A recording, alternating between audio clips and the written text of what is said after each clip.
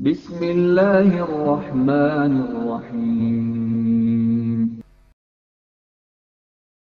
Para sahabat, sebagian para sahabat itu datang ke rumah Rasulullah sallallahu alaihi wasallam.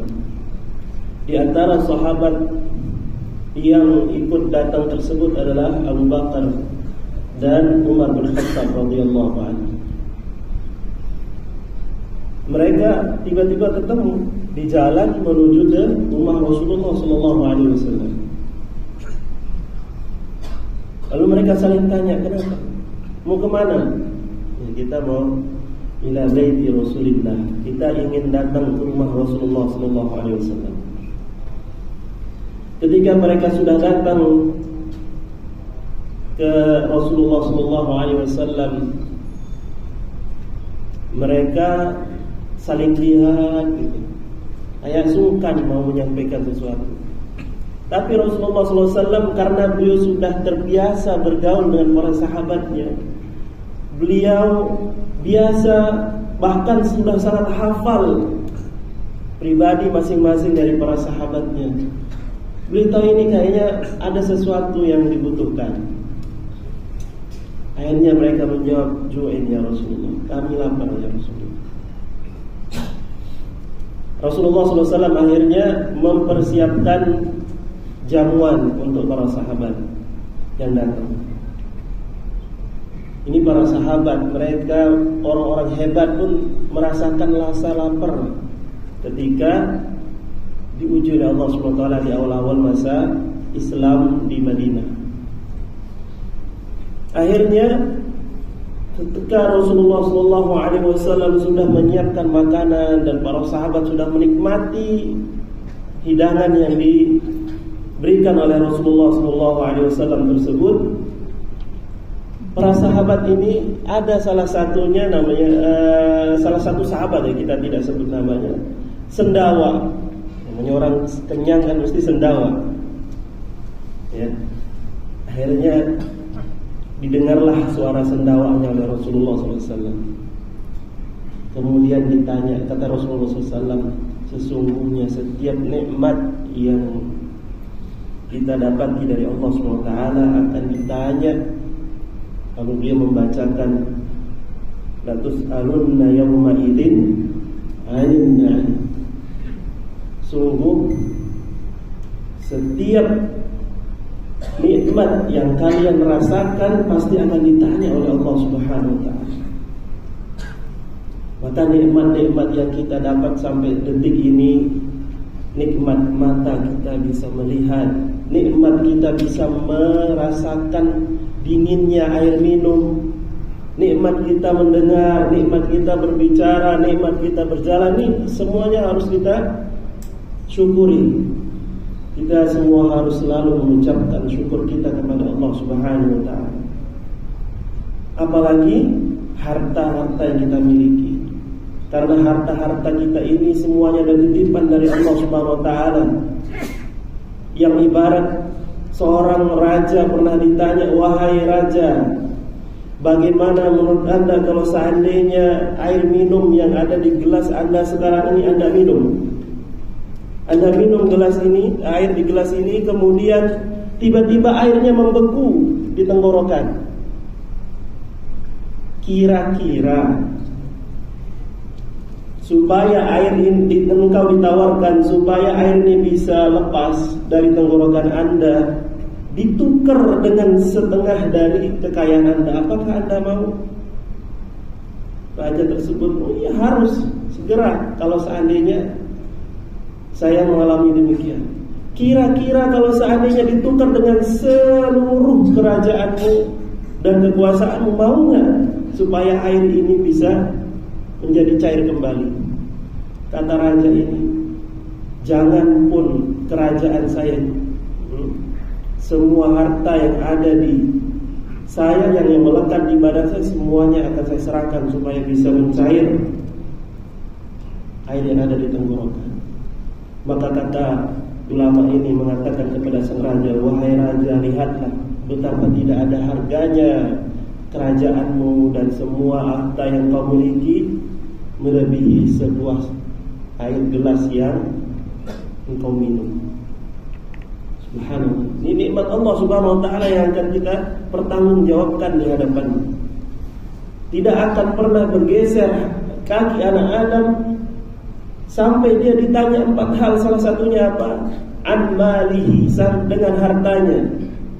Aina tasabahu, dari mana dia dapatkan, wa fima anfaqah, dan kemana dia infakkan hartanya.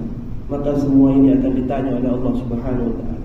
Maka kita perbanyak bersyukur kepada Allah Subhanahu wa taala, dan kita memperbaiki bagaimana cara mengolah harta tersebut supaya benar-benar kita bisa mempertanggungjawabkannya di hadapan Allah Subhanahu wa taala.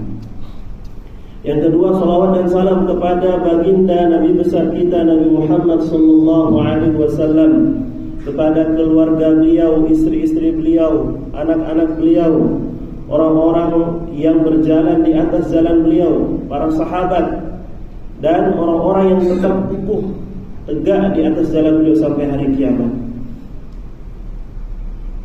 Bapak-bapak, ibu-ibu yang dimurkai Allah Subhanahu wa taala, pembahasan kita pada kali ini adalah taman kebahagiaan. Orang kalau ditanya apa itu bahagia, maka akan memberikan definisi yang berbeda-beda di dalam sesuai dengan keilmuannya masing-masing. Maka tentunya untuk masalah pengertian kebahagiaan kita tidak akan terlalu sibuk membicarakannya. Yang jelas apa itu kebahagiaan, tolak ukur dari kebahagiaan itu bagaimana. Kalau seandainya kebahagiaan itu diukur dari banyaknya kemewahan yang dimiliki, kenyamanan yang selama ini dirasakan, maka orang-orang yang paling bahagia adalah Fir'aun yang memiliki kekuasaan. Di dunia dulu pernah diceritakan ada namanya Mu'tamid ibnu Ibad. Dia adalah penguasa di negeri Andalus dulu. Dia berkuasa mulai dari kecilnya, dari lahirnya sampai dia umur 40 tahun, sampai dia memasuki usia dewasa, hidup di dalam kemewahan, hidup di dalam semua kenyamanan yang ada di istananya. Kemudian datanglah kerajaan yang lain atau kesultanan yang lain yang menghabiskan kerajaannya, kemudian diusir ke tengah padang pasir, dan jadilah dia hidup sebatang kara yang selama ini setiap yang dia mau pasti terwujud, setiap yang diinginkan pasti dia memilikinya. Setiap dia mau dilayani, ada 100-an pelayan yang ada di istananya. Sekarang ternyata dia sudah tidak ada apa-apanya. Bahkan sampai Mu'tamid ibnu Ibad ini dia meninggal tidak dikenal oleh orang-orang, sampai tidak dikenal oleh orang-orang, padahal sebelumnya adalah seorang raja hebat di Andalus. Sampai orang-orang ketika mensolati jenazahnya, orang-orang berteriak, "Sallu ala hadal gharib, sallu ala hadal gharib." Kita solati orang yang terasing ini, kita solati orang yang terasing ini, karena saking tidak diketahui lagi oleh masyarakat. Kalau kita tolak ukur tentang kebahagiaan, kalau kita menganggap tolak ukur kebahagiaan adalah kemewahan harta dan ketenaran, maka orang-orang seperti Qarun adalah orang-orang yang tentunya paling bahagia, akan tetapi tidak seperti itu.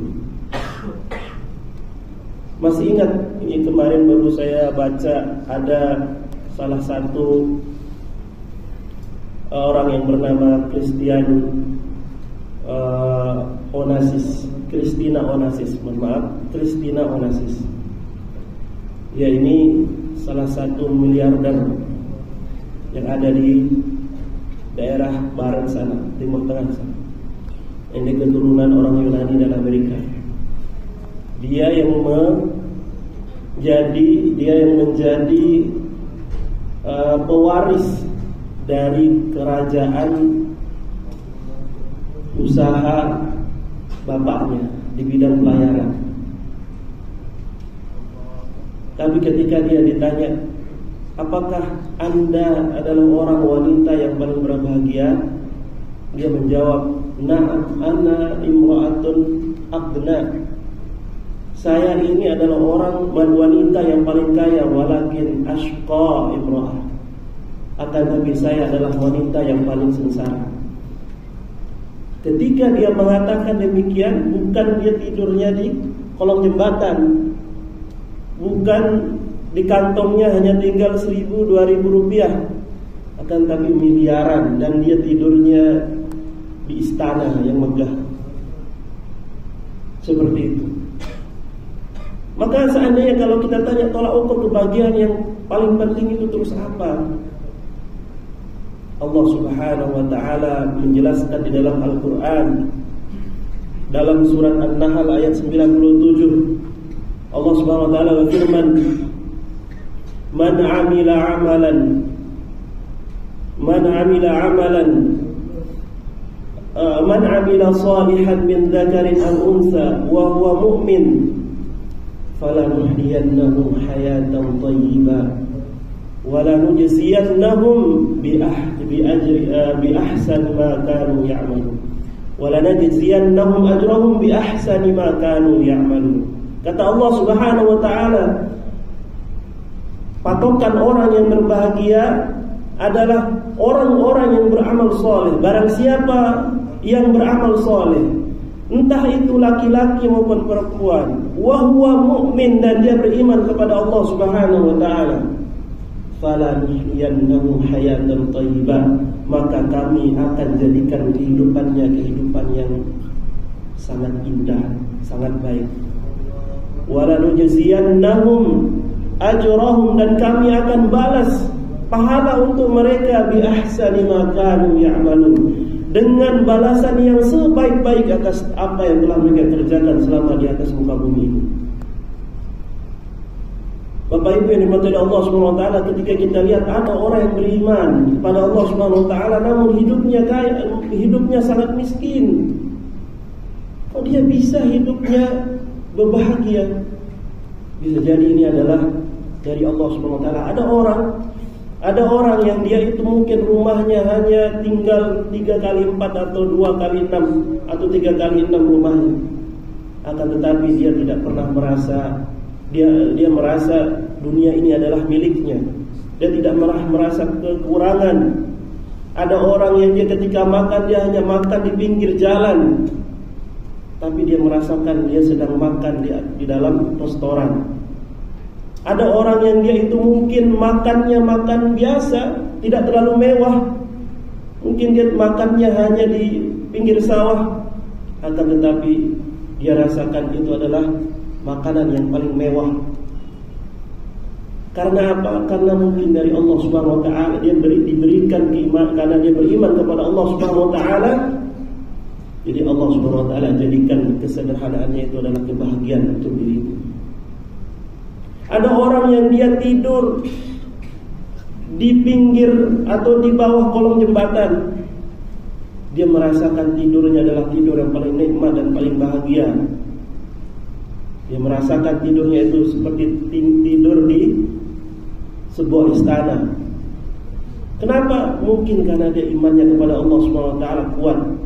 Dan ini adalah janji Allah Subhanahu wa taala. Dahulu Rasulullah sallallahu alaihi wasallam pernah menyampaikan, salasun man kunna fihi wajada bihinna halawatal iman, kata Rasulullah sallallahu alaihi wasallam. 3 hal yang seandainya dikerjakan oleh seseorang, maka dia akan mendapatkan kelezatan iman. Yang pertama, ayyakunallahu wa rasuluhu ahabbu ilaihi mimma siwahuma. Dia menjadikan cintanya kepada Allah Subhanahu wa taala adalah cinta yang paling tinggi selain dari cinta kepada keduanya. Dia menjadikan cintanya itu adalah cintanya kepada Allah SWT adalah satu-satunya hal yang paling berharga. Cinta kepada Allah dan Rasulnya adalah yang paling tinggi, sehingga ketika dia fisiknya diuji, ketika hartanya diuji oleh Allah Subhanahu wa taala, dia tidak merasakan ujian tersebut, atau dia merasakan kebahagiaan di ujian tersebut. Dulu sahabat Bilal bin Abi Rabah radhiyallahu anhu adalah orang yang paling hina di kalangan orang Arab karena dia adalah budak. Ketika dia mendapatkan nikmat iman kepada Allah Subhanahu wa taala, mendapatkan hidayah, dia ditindih di atas batu bata, tetap dia merasakan kebahagiaan tersebut sambil mengatakan ahad, ahad, ahad. Salah seorang sahabat diambil semua hartanya supaya dia bisa berjalan untuk hijrah ke Madinah. Dia tetap merasakan kebahagiaan di tengah perjalanannya yang hampir membuat dia celaka, hampir membuat dia menderita. Maka patokan kebahagiaan yang paling kita harus cari yaitu kebahagiaan mencintai Allah Subhanahu wa taala. Taman kebahagiaan yang hakiki yaitu ketika hati kita benar-benar dipenuhi dengan cinta kepada Allah Subhanahu wa taala dan Rasul-Nya. Dulu ada seorang sahabat ketika panah menuju Rasulullah sallallahu alaihi wasallam dan dia menjadi tameng, yaitu sahabat siapa yang ingat Bapak Ibu ketika ada perang yang disebut dengan perang Uhud? Siapa yang menjadi tameng Rasulullah sallallahu alaihi wasallam? Ya ada hadiah enggak? Kalau ada yang bisa jawab ini dapat hadiah.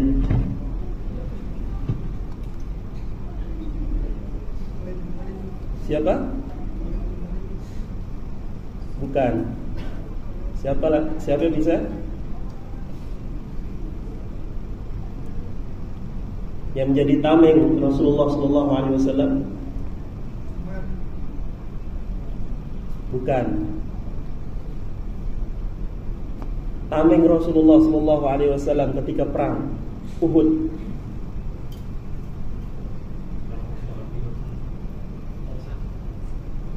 Masya Allah. Ada hadiahnya Ustaz.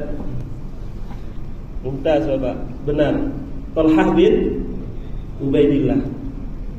Sahabat ini ketika Rasulullah SAW terdesak di peperangan Uhud, dia rela menjadi bentengnya Rasulullah SAW, dan dia tidak merasakan kesakitan ketika menjadi benteng tersebut. Sampai-sampai hampir 80 tombak atau anak panah menancap di punggung beliau. Tapi karena dia cinta kepada Allah Subhanahu wa taala dan Rasulnya, dia tetap tidak merasakan sakitnya ditusuk dengan 80 ombak tersebut, tombak atau 80 anak panah tersebut. Dan bahkan itu yang menjadikannya gugur di medan perang. Jemaah rahmatillah Allah Subhanahu wa taala, yang ketiga kata Rasulullah SAW, wa ayyakrah an ya'uda fil kufri ba'da an anqadhahu minan nar. Ba'da anqadhahu minhu. Kata beliau, yang ketiga supaya mendapatkan kelezatan iman adalah dia benci untuk kembali kepada kekufuran setelah dia diselamatkan oleh Allah Subhanahu wa taala dari kekufuran tersebut. Kama yakraha an yakzifa fin nar, sebagaimana dia juga benci kalau seandainya dia dimasukkan ke dalam neraka. Ini yang harus kita kejar, taman kebahagiaan yang membuat kita selalu dekat dengan Allah Subhanahu wa taala, sehingga hati kita selalu berbahagia dari mulai bangun tidur sampai tidur lagi. Yang kedua, taman kebahagiaan yang kedua adalah yaitu di majelis-majelis ilmu. Dahulu Rasulullah sallallahu alaihi wasallam beliau mengatakan kepada para sahabat,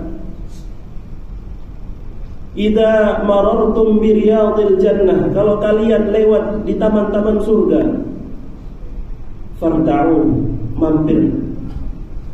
Kenapa harus mampir ya Rasulullah? Di mana taman-taman surga tersebut ya Rasulullah? Kita kalau kebayang taman maka kita akan merasakan bahagia. Kita kalau ingin healing, kemana Bapak Ibu? Rata-rata ya salah satunya ya gitu ya, kita akan pilih taman. Ya taman apa gitu, taman Ancol misal. Kemana lagi? Taman bunga, taman buah misal. Kita akan cari taman-taman. Kenapa? Supaya membuat hati kita bahagia. Maka kata Rasulullah SAW disebutkan oleh beliau, "Idza marartum bi riyadil jannah," kalau kalian ingin lewat atau mampir, kalau kalian lewat di sebuah taman dari taman-taman surga, farda'u, maka mampirlah kalian. Maka para sahabat bertanya, qalu ya Rasulullah, wahai Rasulullah, ma hiya? Apa itu taman-taman surga? Kata beliau, majalis dzikri, yaitu majelis-majelis zikir. Majelis zikir ini disebutkan oleh para ulama, di antaranya Al-Imam Atha bin Abi Rabah, maksudnya adalah al-majlisu fihi yudhkarul halal wal haram. Majelis yang di dalamnya dipelajari tentang mana yang halal dan mana yang haram. Sebagian ulama menjelaskan yang dibacakan di dalamnya Al-Quran dan hadis-hadis Rasulullah SAW. Itulah taman-taman kebahagiaan. Karena orang-orang yang sering hadir di majelis ta'lim, orang-orang yang hadir di majelis ilmu, kata Rasulullah SAW memberikan 4 hal, akan diberikan oleh Allah SWT 4 hal yang sudah dijelaskan oleh beliau. Apa itu? Kata beliau, majtama'a qaumun fi baitin min buyutillah, tidaklah suatu kaum berkumpul di salah satu di rumah-rumah Allah Subhanahu wa taala, yatluna kitab Allah, untuk membaca kitabullah, wa yatadarasuna fima bainahum, dan saling mengajarkan apa yang ada di Al-Qur'an di antara mereka, illa nazalat alaihimus sakinah, maka Allah Subhanahu wa taala akan turunkan kepada mereka ketenangan. Kalau orang datang ke majelis ta'lim, tenang atau tidak Bapak Ibu? Tenang. Banyak yang sakinah, ya atau tidak? Apalagi cuaca panas, lalu ada cuacanya dingin ya, nyaman seperti di masjid kita ini, maka akan lebih tenang lagi. Maksudnya apa? Sakinah di antara satu hal yang kita kejar, ketenangan. Saking banyaknya Allah Subhanahu wa taala memberikan ketenangan, maka kadang-kadang orang yang ingin datang ke masjid untuk mendengarkan kajian saja bisa tertidur gitu. Ya atau tidak? Banyak orang tidur atau tidak kalau di masjid, kalau di majelis ilmu? Ya enggak terlalu banyak. Intinya kalau orang datang ke majelis ta'lim, Allah SWT berikan ketenangan. Dan ketenangan ini akan terus berjalan terus, akan terus ada pada dirinya. Berbeda kalau dia hanya mendapatkan kelezatan. Jadi bedanya sa'adah, ketenangan, kebahagiaan dengan kelezatan apa? Kata para ulama, adapun untuk sa'adah adalah kelezatan yang terus menerus. Sementara kelezatan adalah kelezatan yang dia rasakan nikmat sesaat. Seperti orang-orang yang misalkan bermaksiat, dia bisa merasakan kelezatan tapi tidak bisa merasakan kebahagiaan. Bisa jadi setelah dia merasakan kelezatan tersebut, dia merasakan kegundahan karena apa yang telah dia lakukan berupa kemaksiatan tersebut. Kemudian kata Rasulullah SAW yang kedua, wa ghasyiyatuhumur rahmah, mereka akan diliputi oleh rahmat. Wa hafathumul malaikah, dan mereka akan dilindungi, akan dinaungi oleh para malaikat.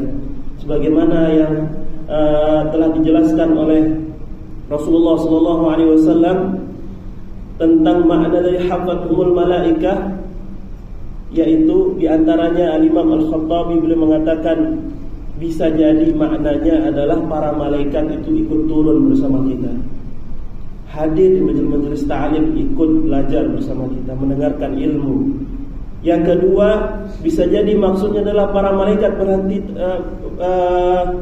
berkeliling menaungi, mengepakkan sayap-sayapnya untuk kita.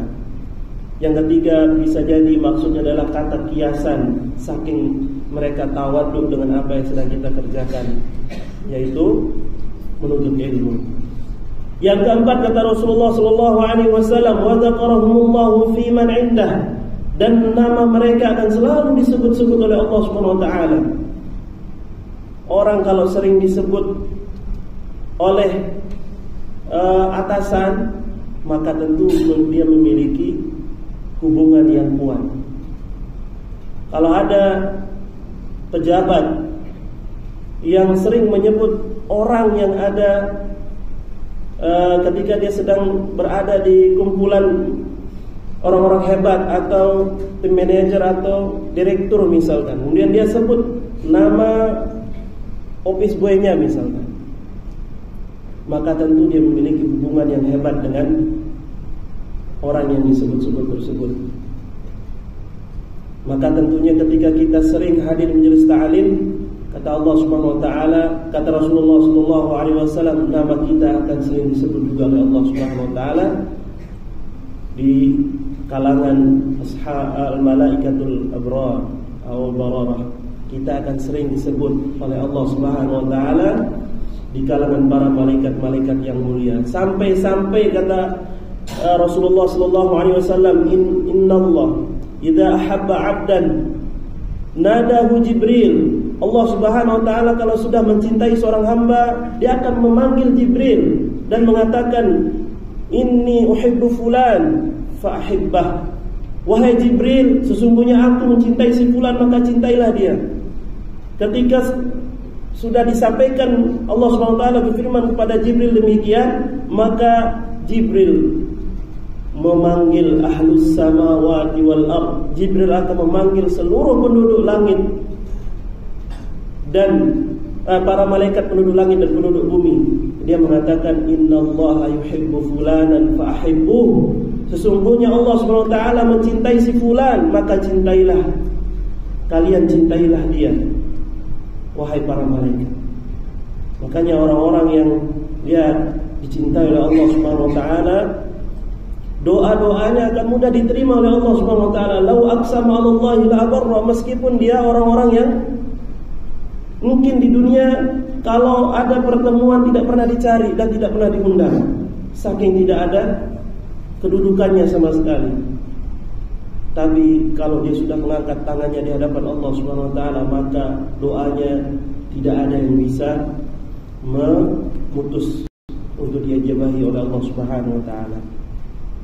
Kemudian taman kebahagiaan yang ketiga yaitu as-sadaqah, bersedekah.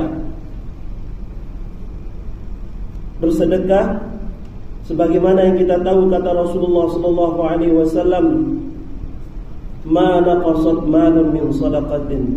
Tidak akan pernah berkurang harta dari tidak akan pernah berkurang harta karena dikeluarkan untuk bersedekah.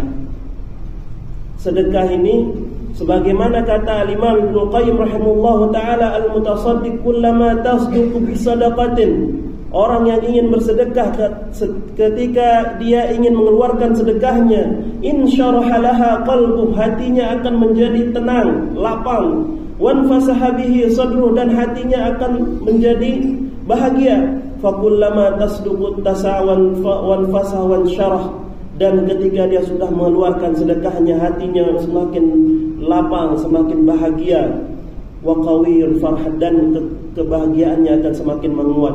Wa 'azama sururuh, dan kebahagiaannya akan semakin agung, semakin tinggi. Walau lam yakun fi sadaqah illa hadhil faidah, kalau seandainya di dalam sedekah itu tidak ada faidah kecuali faidah yang ini, yaitu membuat hati menjadi lapang, lakana al-'abdu haqiqan bil istiksar minha wal ibarati ilaiha wal mubadarati ilaiha.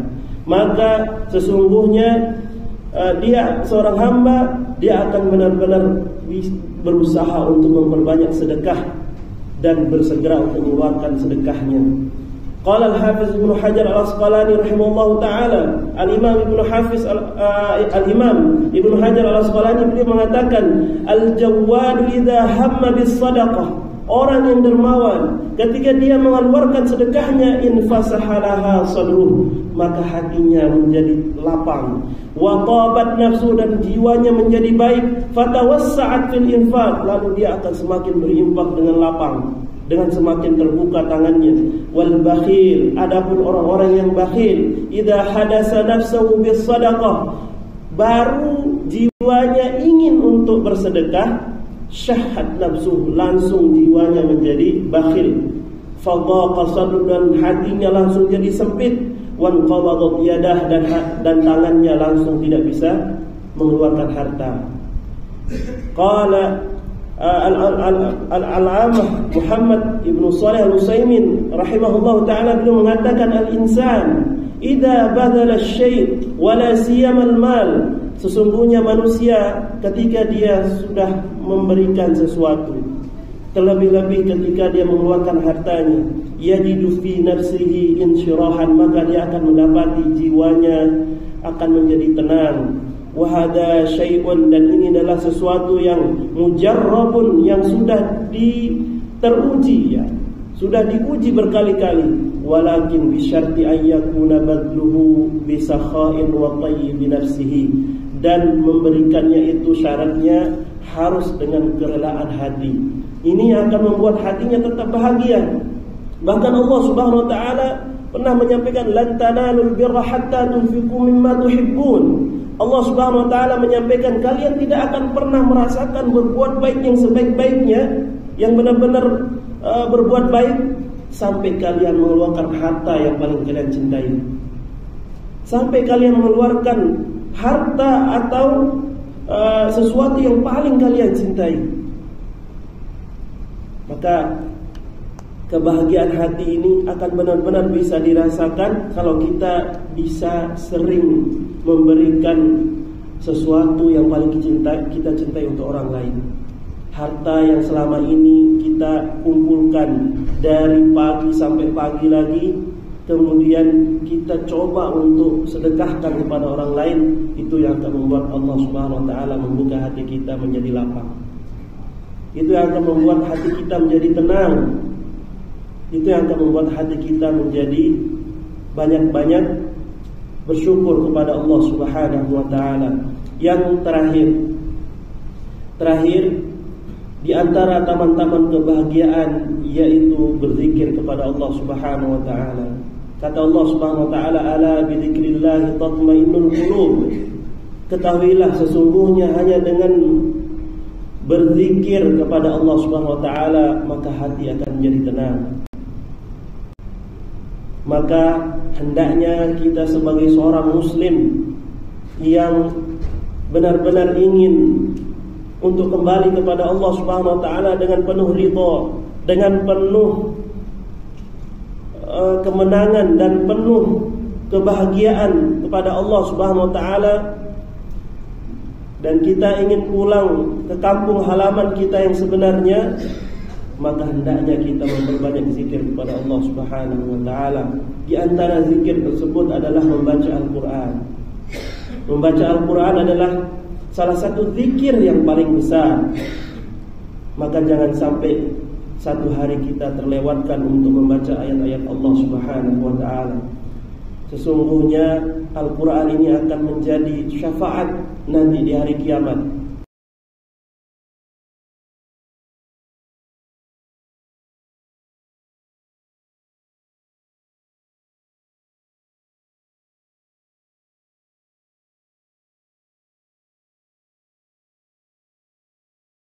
Ketika Al-Quran memberikan syafaat, ya Allah, sesungguhnya orang ini setiap malamnya tidak tidur karena dia selalu membaca diriku. Lidahnya selalu basah karena dia selalu mengucapkan lafaz-lafaz yang ada pada diriku. Maka ya Allah, jadikanlah orang ini orang yang bahagia di surgamu. Kemudian adapun ketika Al-Quran menjadi penahan seorang yang tidak pernah membaca Al-Quran, maka dia akan maka Al-Quran nanti di hadapan Allah SWT akan mengeluarkan alasan, ya Allah, sesungguhnya orang ini tidak pernah menyentuhku. Malamnya selalu tidur, tidak pernah membaca diriku. Lisannya tidak pernah terbasahkan membaca kalimat-kalimat-Mu yang ada pada diriku. Maka ya Allah, tahanlah orang ini untuk tidak masuk ke dalam surga-Mu. Nah, ini adalah taman-taman kebahagiaan yang hendaknya kita selalu coba di dalam setiap kehidupan kita. Mana yang paling bagus, mana yang paling sesuai dengan keadaan kita. Jika kita memiliki harta yang banyak, maka hendaknya kita banyak bersedekah. Kita memiliki waktu yang banyak, maka banyaklah kita membaca Al-Quran. Dan ketika kita tidak memiliki harta yang banyak, namun kita memiliki kesempatan untuk beramal soleh, maka hendaknya kita beramal soleh yang banyak sehingga kita mendapatkan kebahagiaan yang hakiki. Ini yang bisa kami sampaikan pada kesempatan siang hari ini. Semoga Allah Subhanahu wa taala mengampuni dosa-dosa kita. Semoga Allah Subhanahu wa taala mengampuni dosa-dosa kedua orang tua kita, dosa-dosa guru-guru kita. Semoga Allah SWT mengampuni dosa-dosa orang-orang yang telah kita zalimi. Dan semoga Allah SWT mempertemukan kita nanti di surganya. Amin Allahumma amin. Kita cukupkan dengan doa kafaratul majlis. Subhanakallahumma wa bihamdika, asyhadu an la ilaha illa anta, astaghfiruka wa atubu ilaik. Assalamualaikum warahmatullahi wabarakatuh.